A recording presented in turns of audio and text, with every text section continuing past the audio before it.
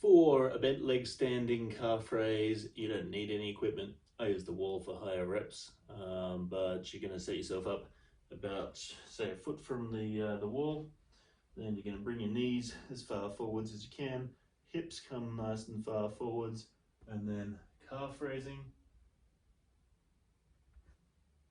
Use tempo, so going nice and slow on the way down. Upwards you can come as fast as you like, and down. This one, this variation of the calf raise, you tend to go more onto the ball of your foot, which is perfect, and that's the key. If you find yourself rolling onto the outside of your foot, then you're either fatigued or you're just not paying attention. You want to bring it into the ball of your foot. Again, like so.